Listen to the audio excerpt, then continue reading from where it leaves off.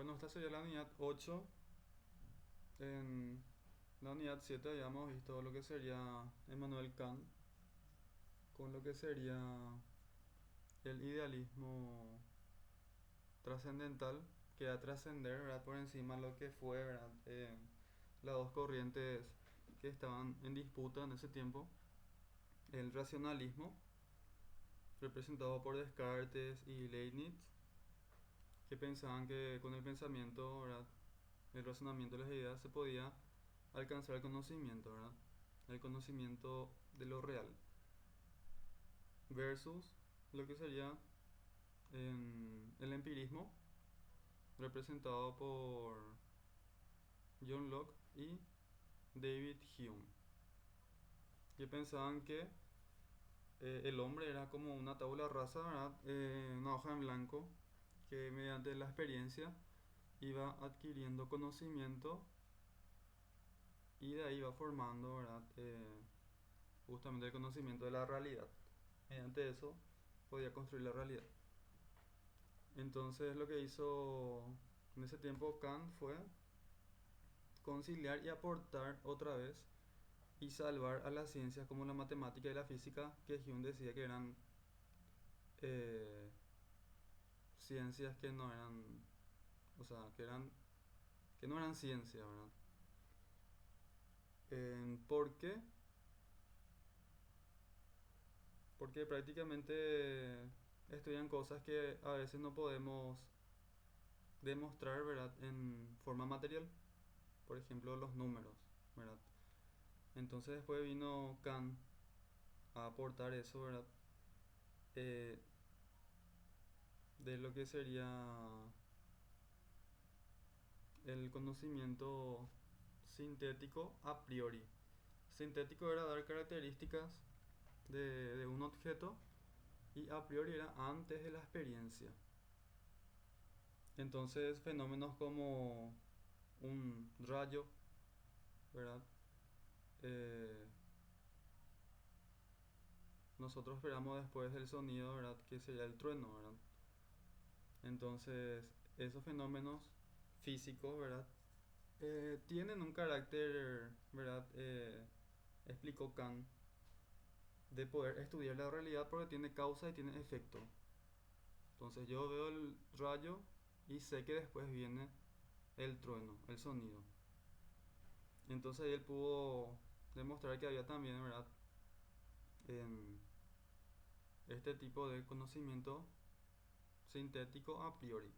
Y ese fue su aporte, la conciliación, de que también podemos explicar la realidad porque tenemos esa intuición. De alguna forma nosotros ya vamos, ¿verdad?, adquiriendo esa categoría de causalidad. Bueno, ahora la unidad 8, ¿verdad? Volvemos a lo que sería un idealismo, pero sería un idealismo absoluto en donde este señor Friedrich Hegel va a hablar del racionalismo nuevamente. Y él menciona que lo real es racional y lo racional es real. O sea, lo pensable, o sea, lo real es pensable y lo pensable es real. Imagínense qué peligroso es esto. Porque Hume decía, por ejemplo, que hay palabras que si vos no podés asociar con la realidad son palabras muertas, palabras vacías. Por ejemplo, alma, Dios, etcétera. Pero acá vemos, ¿verdad?, de que acá dice que lo real es racional, o sea que la realidad es pensable, ¿verdad? Y lo pensable es real. Entonces, Friedrich Hegel, más conocido como Hegel, así le vamos a estar llamando, ¿verdad?, porque es un poquito difícil su nombre. Hegel, vamos a ver un poco de su información, ¿verdad?, personal básica y obras. Esto es prácticamente lo que pide el programa, si o sí tenemos que saber las obras de los filósofos. Vamos a ver cómo habla él sobre el racionalismo idealista. O sea que es muy idealista, ¿verdad?, su pensamiento, el racionalismo. Los momentos de la dialéctica hegeliana, o sea, tiene momentos. la fenomenología del espíritu. Fenomenología era, ¿verdad?, parte de la ciencia que estudia la realidad, cómo se presenta. Entonces, él tenía una fenomenología, o sea, un estudio del espíritu que incluía, ¿verdad?, dentro del espíritu la conciencia, la autoconciencia y la razón o el pensamiento. Por otra parte tenemos lo que sería el sistema de las ciencias del espíritu. Acá podemos ver que él habla mucho sobre el espíritu y el alma, ¿verdad? Entonces hizo una teoría para defender su pensamiento. Entonces dice también que hay un sistema de la ciencia del espíritu. O sea que el espíritu en sí tiene también ciencias que estudian sobre ello y va a presentar un esquema. También habló de lo que sería la esfera del espíritu absoluto en cuanto a la estética, religión y filosofía. O sea que cada una de estas, ¿verdad?, ya sea estética, religión y filosofía, hablan en algún sentido del espíritu del ser humano.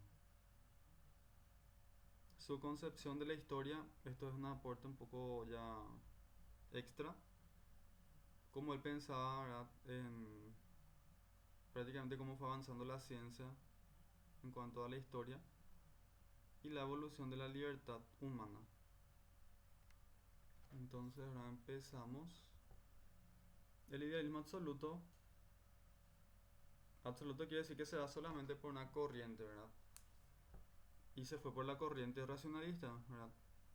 La frase lo real es racional y lo racional es real.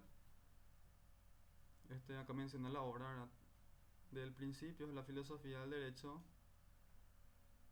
Sintetiza la tesis fundamental del idealismo absoluto de Hegel, que es racionalista, ¿verdad? La realidad no es caótica ni opuesta a la razón, o sea, el pensamiento, sino la manifestación progresiva de la razón o el espíritu en el tiempo y en la historia. Entonces, la historia en sí, ¿verdad?, es la manifestación del espíritu o del pensamiento humano. A diferencia de Kant, se separa fenómeno de noumeno, ¿verdad? Fenómeno era lo que yo puedo describir, puedo sintetizar de un fenómeno, o sea, un objeto. Un fenómeno puede ser, por ejemplo, un árbol, ¿verdad? Pero así también el árbol en sí tiene el noumeno. El noumeno es lo que yo no puedo saber del árbol, lo que es el árbol en sí. O sea, yo no sé si el árbol siente, yo no sé si el árbol piensa, no puedo ver por fuera si es que hay algún tipo de energía o savia que fluye dentro de él, ¿verdad? Entonces sería el noumeno. Hegel afirma que la razón, ¿verdad?, o el pensamiento, puede conocer lo real en su totalidad, porque el mundo es la autoexpresión del espíritu absoluto. Entonces, él se basa ya de un pensamiento ya predeterminado, que es que el mundo en sí, ¿verdad?, material, es la expresión del espíritu absoluto. Entonces, ¿qué también es espíritu para él? Pensamiento, ideas. Entonces acá nos vamos un poquito otra vez a pensamiento de Platón, ¿verdad? Entonces el mundo es la expresión del espíritu absoluto o de la idea absoluta o del pensamiento absoluto. Friedrich Hegel, nacionalidad alemán, país Alemania. Contexto. Entonces, ¿en qué contexto estaba él en 1700 para arriba? Idealismo alemán, post-kantiano, época de la Revolución Francesa, Napoleón y auge del historicismo. Ahora vamos a ver lo que sí es importante, era lo que pide el programa. Obras principales. Fenomenología del espíritu. Entonces, todo lo que tiene que ver con espíritu sería nuestro amigo Hegel. Así también tenemos que ver los temas que trataba o que trató, ¿verdad? En eso.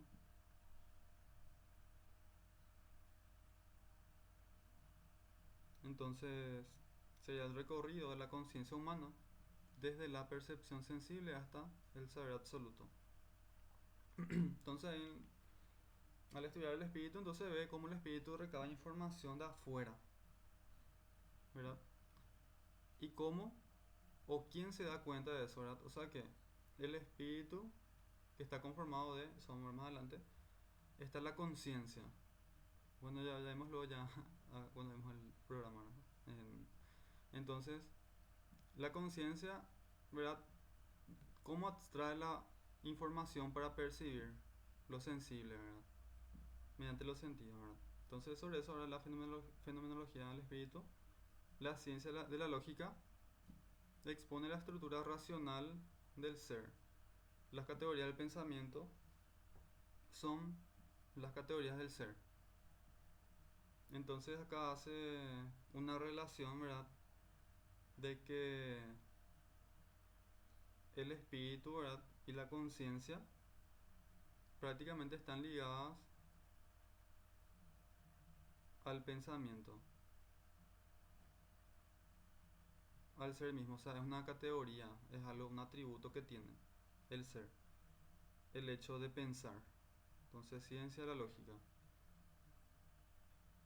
3. Enciclopedia de las ciencias filosóficas. Sistema completo, donde habla de lógica, pero siempre centrada en el espíritu en sí. Entonces, para Hegel, la lógica, o sea, yo me pienso a pensar, ¿verdad? Me pongo a pensar y digo, no sé, después de la noche viene el día, ¿verdad? Y estoy pensando lógicamente. Entonces el espíritu, la lógica sería el espíritu en sí. O sea que mi espíritu está pensando eso, o sea, está ahí presente, ¿verdad? En cuanto a la filosofía de la naturaleza, ¿verdad? Del mundo sensible, el espíritu ajeno a sí. O sea que diferencia, ¿verdad? De que mi espíritu, ¿verdad? Ve cosas de afuera mediante lo sensible, ¿verdad? Porque mira hacia la naturaleza, entonces es espíritu ajeno a sí, o sea, estudiar lo que está hacia afuera. En cuanto a la filosofía del espíritu, ya sería centrado, ¿verdad? En el espíritu y el espíritu, ¿verdad? Que vuelve a sí. Entonces, en esta enciclopedia de las ciencias filosóficas prácticamente es cómo se desenvuelve el espíritu, ¿verdad? En sí, ajeno a sí y para sí. Estamos hablando de una forma muy abstracta, ¿verdad? Espero que se entienda. Pero acá el agente principal, ¿verdad? Es el espíritu. En el punto 4, principios de la filosofía del derecho. Esto sería también, acá por ejemplo, para tener en cuenta, es algo nuevo, ¿verdad? Porque no hay otro filósofo que junta la filosofía, ¿verdad? Con el derecho. El Estado como realización ética de la libertad. Lo real es racional. Entonces habla sobre la libertad del hombre.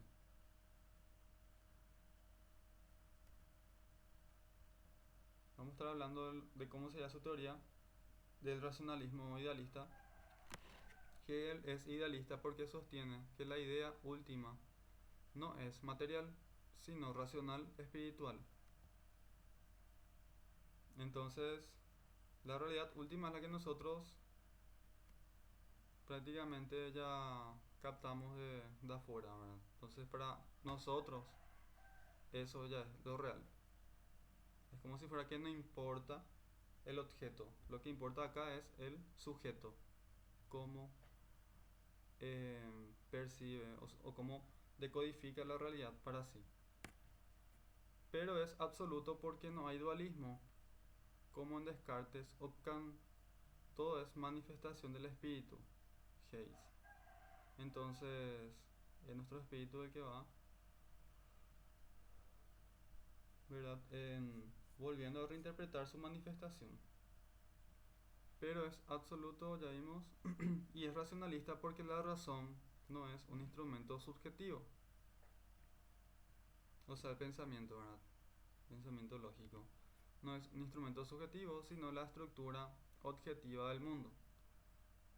No es el sujeto quien piensa el mundo. El mundo se piensa a sí mismo en el sujeto. Y de ahí hablamos, ¿verdad?, de lo que sería el espíritu absoluto. Imagínense que el espíritu absoluto es lo que gobierna el mundo, ¿verdad? Entonces, ahí da a entender de que no es el sujeto quien piensa en el mundo, sino que es el mundo, ¿verdad? Se piensa a sí mismo en el sujeto. El sujeto acá llega a ser otra vez parte, ¿verdad?, de este espíritu absoluto que gobierna el mundo, ¿verdad? Entonces, no hay forma en la que pueda equivocarse si es que piensa o percibe cierta información, decía Hegel.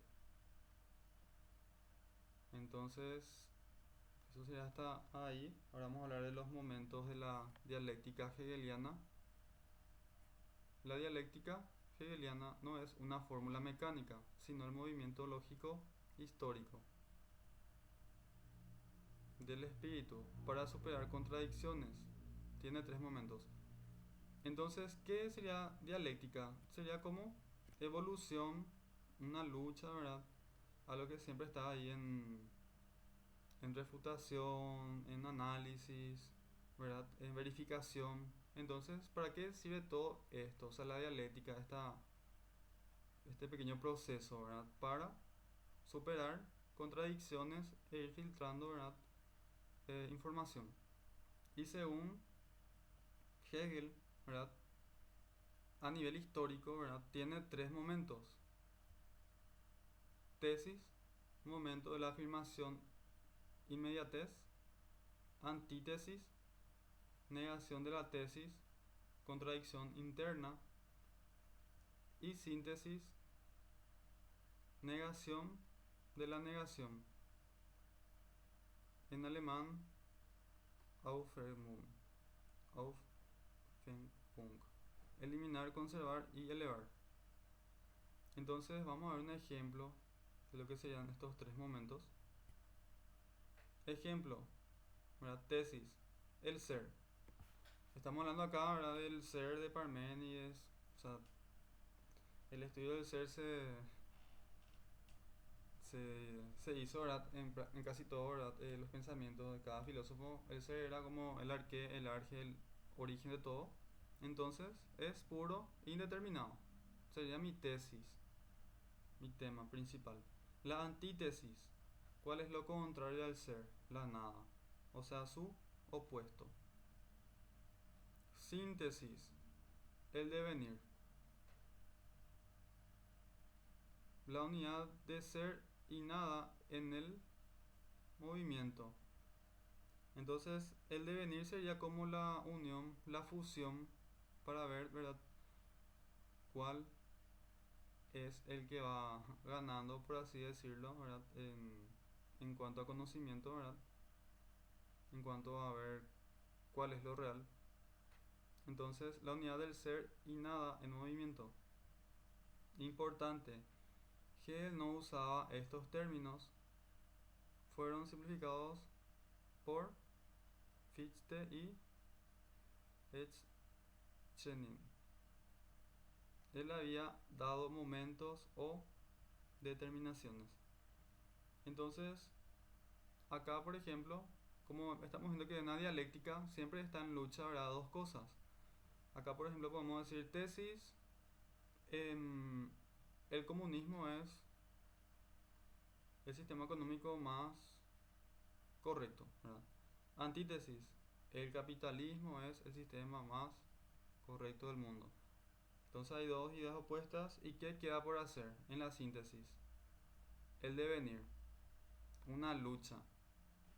Y lastimosamente, ¿verdad?, estas dos ideas, ¿verdad?, que son opuestas, que causaron históricamente una pelea política, económica, ¿verdad? O sea, es el devenir. Se O sea, se luchan entre ellos, a veces tratan de juntarse, ¿verdad? Pero prácticamente sigue. Y esto es bueno, o sea, dice Hegel y Kant, ¿verdad? ¿Por qué? Porque hace, ¿qué cosa? Que superar contradicciones de uno y otro. O sea, toda lucha, toda comparación es positivo porque a nivel histórico, ¿verdad? Se va descartando lo que sirve y lo que no sirve, prácticamente. Ahora vamos a estudiarle lo que sería la fenomenología del espíritu, o sea, la realidad del espíritu prácticamente, o cómo se presenta el espíritu, conciencia, autoconciencia y el pensamiento, la razón. Entonces, la fenomenología, que habíamos visto esto inclusive en psicología, cuando describimos que era la fenomenología, era la ciencia que estudia los hechos, ¿verdad? En forma objetiva, o sea, cómo suceden, sin ahí tener, por así decirlo, algún, alguna posición subjetiva del sujeto. Entonces describe el itinerario de la conciencia hasta el saber absoluto. Entonces esto tenemos que saber, por ejemplo, el concepto, porque puede preguntar, ¿verdad? Haciendo un enunciado, ¿verdad? Y decir o saber según Hegel a eh, a qué etapa corresponde, ¿verdad? A qué elemento corresponde el espíritu, si es a la conciencia, la autoconciencia o la razón. Entonces, en cuanto a la conciencia, relación sujeto-objeto, sería la percepción o entendimiento. Ejemplo, veo una cosa, la percibo, la comparo. Entonces, todo lo que entra por los sentidos sería conciencia. ¿Por qué? Porque me doy cuenta del color, la forma, etcétera. Autoconciencia. El sujeto se reconoce a sí mismo mediante el otro. Lucha a muerte por el reconocimiento. Relación señor-siervo. Esto, por ejemplo, lo que solemos mencionar, ¿verdad? Entre el señor que es el amo y el siervo que es el esclavo, ¿verdad? Usa esta alegoría también Hegel. Al trabajar se transforma y gana autoconciencia. Entonces lo que a mí me hace diferente, ¿verdad? Es mi autoconciencia. Saber que eh, soy alguien totalmente independiente, ¿verdad? No necesito ser esclavo de nadie. Eh, Puedo optar si quiero mi libertad, ¿verdad? Etcétera. Entonces es mi autoconciencia, saber que soy de mí mismo, ¿verdad? Y la razón, la conciencia descubre que el mundo es racional y que ella misma es parte de esa racionalidad universal. Culmina en el saber absoluto. La conciencia se identifica en el espíritu. Entonces este elemento de la razón hace referencia, ¿verdad? Y su característica cúspide es de que el mundo es racional, o sea, el mundo es pensamiento otra vez al final de cuentas. Pero la representación del mundo estamos hablando, o sea, el mundo es pensamiento. Y en algún sentido hay un poco de razón, ¿verdad? Para que hoy exista el capitalismo tuvo que haber existido un pensamiento, una idea de capitalismo. Entonces a eso es lo que hace referencia a Hegel. Sí, es que no vamos, ¿verdad? A lo que sería la realidad en sí, ¿verdad?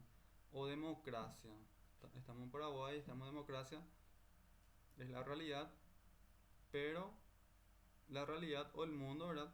Sensible es pensamiento. Alguien tuvo que haber pensado en este sistema y muchas personas también, ¿verdad? Para poder construirlo. Culmina en el saber absoluto, la conciencia se identifica en el espíritu. Entonces, Al llegar acá, a la razón, es como si fuera que ya es la etapa última, ¿verdad? Del elemento que incluye, ¿qué cosa? El espíritu. Entonces el espíritu usa la conciencia, autoconciencia y la razón. Esas son sus características para relacionarse con la materia, consigo mismo y con el mundo. El sistema de la ciencia del espíritu, habíamos visto que él aportó un esquema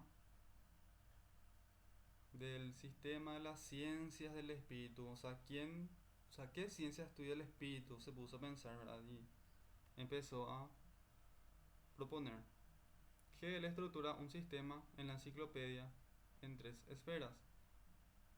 La primera esfera, espíritu subjetivo, psicología, teoría del conocimiento, voluntad individual. Entonces, todo lo que es subjetivo, porque la psicología no te va imponiendo cosas, ¿verdad? La psicología, dependiendo de tu forma de pensar, forma de percibir, ¿verdad? Va trabajando contigo. Entonces, es subjetivo.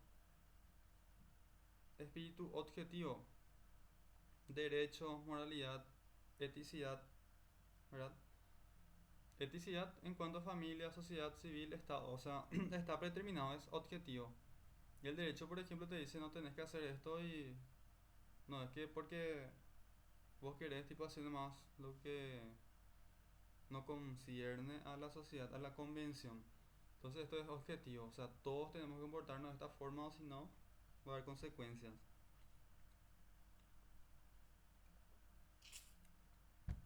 Y la tercera esfera de la ciencia del espíritu es el espíritu absoluto.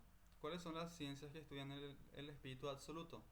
O sea, solamente al espíritu. O sea, cómo el espíritu se manifiesta, ¿verdad? Mediante el arte, la religión, la filosofía, que son formas que el espíritu se comprende a sí mismo. Acá, por ejemplo, tenemos una frase de Hegel que dice, si no hay contradicción, no hay evolución. Si no hay contradicción, no hay mañana. Entonces, esa es la dialéctica. Es bueno que siempre vengan nuevas teorías a refutar algo, a decir algo, porque pues está puliendo. Estamos en constante desarrollo o evolución, como decía Hegel. La esfera del espíritu absoluto va a hablar sobre la estética, la religión y la filosofía. En el espíritu absoluto, ¿verdad? En la completitud, ¿verdad? En cuanto al mundo, que es una representación del espíritu como tal también, el espíritu se aprende a sí mismo de 3 modos. ¿Por qué dice se aprehende? O sea que eh, aprende de sí mismo. Porque hablamos de un espíritu absoluto que es la creación del, o que es el mundo, ¿verdad? Y nosotros somos otra vez como que un espíritu, ¿verdad? Pero con individualidad. Entonces, ¿cómo aprendemos de nuestro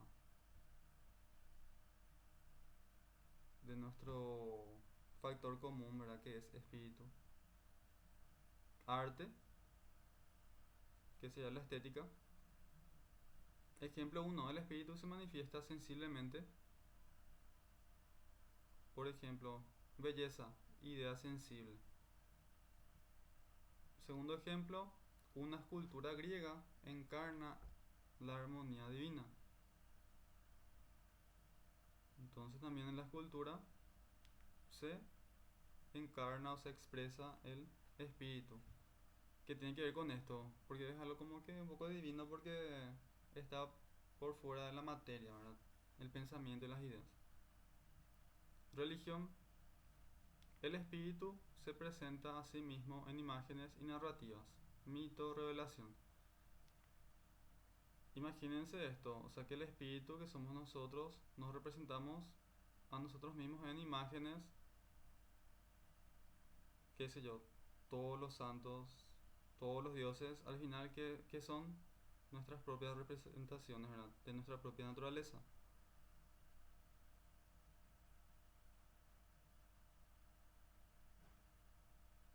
Entonces, el segundo ejemplo, el cristianismo expresa la reconciliación del finito con lo infinito. Lo que sea el espíritu absoluto con el espíritu independiente, prácticamente Dios hombre. En lo que sería la última esfera en la filosofía, ¿qué parte del espíritu estudia? El espíritu se comprende en conceptos puros, sin imágenes, utilizando el lenguaje, ¿verdad? Es la forma más elevada porque coincide con la verdad misma. ¿Y qué es la verdad misma? Las ideas, los pensamientos, ¿verdad? O sea, nos hace pensar esto. O sea, la filosofía es como que la ciencia máxima del espíritu. El arte muestra lo divino, la religión lo dice y la filosofía lo piensa. Esto es importante, esta frase. Su concepción de la historia, esto sí ya es un aporte un poco tomando que ver con la dialéctica, que es una evolución de ideas. Acá vemos también cómo inclusive se puede ver la evolución de la libertad. Libertad es una palabra, pero también es un pensamiento, una idea, ¿verdad? Entonces, para Hegel, estamos hablando de 1770, 1830, 40, cuando prácticamente había todavía esclavitud, ¿verdad? Para Hegel, la historia universal no es un caos, sino un progreso de la conciencia, de la libertad. Entonces acá la libertad es la palabra máxima de Hegel, por eso inclusive estuvimos viendo el ejemplo, y eso les puede preguntar, ¿verdad? Del amo y el esclavo. La historia del mundo es la progresiva realización de la libertad. Y él se dio cuenta que en Oriente Antiguo uno es libre, el déspota. O sea que el feudo, ¿verdad? Es el que tiene dinero, ¿verdad? Es el que tiene posibilidad a ser libre. Y es un déspota, ¿por qué? Porque se aprovecha a los demás, le esclaviza a los demás. Entonces, acá le vemos al Oriente Antiguo cómo empezó, ¿verdad? A verse la libertad. Ah, no, yo soy más libre porque tengo recursos, tengo capital, ¿verdad? Es el pensamiento. Después tenemos Grecia y Roma, por más que ellos también vivían, y podemos verlo, ¿verdad? En la época de los sofistas y Sócrates, que vivían en democracia, pero acá solamente algunos son libres, algunos ciudadanos, ¿verdad? Ciudadanos, no esclavos. Inclusive Aristóteles estaba de acuerdo que hayan esclavos, etcétera, ¿verdad? Y también, ¿verdad? O sea, la libertad ahí no es que estaba en forma ni 50%, o sea, también la mujer, por ejemplo, no podía votar, no podía hablar, eh, etcétera, ¿verdad? Y seguían existiendo los esclavos. Solamente la gente o los ciudadanos tenían libertad. Y luego avanzamos al mundo germánico, cristiano, moderno, acá ya junta un poco, ¿verdad? En donde todos son libres en principio. Entonces hoy en día, moderno y contemporáneo, ya nosotros ya deberíamos, ¿verdad?, de ser todos libres. Y estamos hablando, bueno, libertad tiene varias acepciones, ¿verdad? Libre, o sea, libertad económica, etcétera. La historia es racional, hayamos dicho, la historia es pensamiento guiada por la astucia de la razón. Los individuos persiguen sus pasiones, pero inconscientemente realizan el plan del espíritu. El espíritu, ¿verdad?, que siempre quiere ser libre. Entonces la libertad es la idea máxima del espíritu. Ejemplo, Napoleón creía actuar por ambición, pero fue el alma del mundo a caballo, difundiendo los ideales de la Revolución Francesa. O sea, Napoleón tenía una ambición que es individualista, ¿verdad? Él quería agarrar todo, pero de alguna forma, ¿verdad? Le convenía, ¿verdad?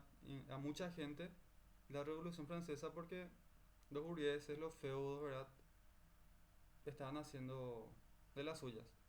Entonces él en un pensamiento egoísta, ¿verdad? Difundió ideales de la Revolución Francesa que era justamente también por la opresión. Entonces acá podemos ver que fue nomás también él, ¿verdad? Por así decirlo, eh, un elemento de la razón del espíritu para que se pueda concretar esto, ¿verdad? La evolución. Él a lo mejor pensaba en él nomás, pero eh, esto le convenía a mucha gente, ¿verdad? Conclusión final. Hegel cierra el ciclo del idealismo alemán al afirmar que la realidad es racional, o sea que la realidad es pensamiento, son ideas, ¿verdad? Porque es la autoconstrucción de la historia. Aunque criticado por su historicismo y totalitarismo implícito, su pensamiento influye profundamente en Marx, ¿verdad? Que vamos a verle después, justamente está dentro del programa, Kierkegaard y en el existencialismo y la teoría crítica. Entonces, haciendo un resumen, Hegel, ¿verdad? En, porque menciona que es como que un pensamiento, a ver, totalitarismo implícito. O sea, de que el espíritu absoluto, bueno, está en busca de la libertad, pero van pasando muchas cosas dentro de ese proceso, ¿verdad? Entonces, de igual forma, él ve como positivo, ¿verdad? Todo ese proceso. ¿Tienen una pregunta, consulta, sugerencia? ¿O quieren volver a algún lugar para hacer preguntas? Todo bien hasta el momento, de mi parte. Genial, entonces Hegel volvió al racionalismo eh, absoluto. Acá tenemos otra frase. Conocer las limitaciones ya es estar más allá de ellas. ¿Por qué? Porque uno a partir de ahí va construyendo. Entonces tenemos aquí varios puntos importantes. Hegel sale, por lo menos dos o tres ítems sale sí o sí, ¿verdad? Y ahí terminamos la unidad. Habíamos dicho que era la 8.